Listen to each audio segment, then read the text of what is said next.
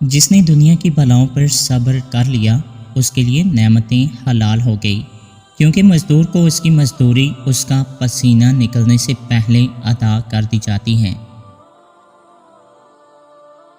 یاد رہے کہ بندہ جب اپنی تمام خواہشات نفس کی مخالفت کرتا ہے اور اپنی مراد کو ترک کر دیتا ہے تو اللہ عز و جل ان سب کے عوض اسے آخری عمر میں پاکیزگی عطا فرماتا ہے اور اسے دنیا و آخرت میں عزت عطا فرماتا ہے۔ اگر بندہ اللہ کا شکر ادا نہیں کرے گا تو وہ ذلت کے گڑھوں میں جا گرے گا۔ جب تک تیری نظر مخلوق میں سے کسی ایک شے پر ہوگی تب تک اللہ عز و جل کے فضل و قرب کی طرف راہ تجھ پر نہیں کھلے گی۔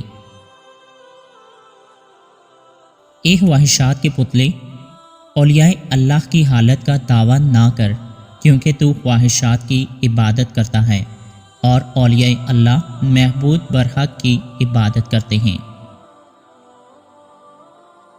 عاشق مولا کے لیے دنیا ہی جنت ہے، کیونکہ وہ خلق کو اپنا محبوب دیکھتا ہے اور خلق کو دیکھ کر اس کی آنکھوں کو ٹھنڈک حاصل ہوتی ہے۔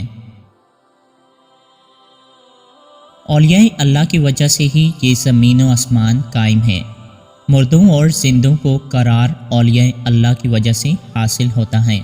اولیاء اللہ وہ لوگ ہیں جنہوں نے اللہ عز و جل کی دولت میں اپنی اولاد مال کی حفاظت نہیں کی اور حدود شریعہ کو قائم رکھا۔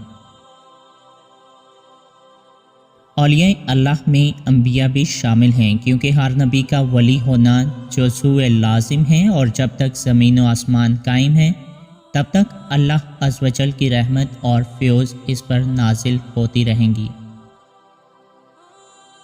اللہ عز و جل جسے ذلیل کرنا چاہتا ہے اس پر نفسیاتی خواہشات کو سوار کر دیتا ہے۔ انسان نفسیاتی خواہشات میں ڈوب کر اللہ تعالیٰ اور رسول اللہ صلی اللہ علیہ وآلہ وسلم کی نافرمانی کرتا ہے اور اپنی موت کو بھول جاتا ہے۔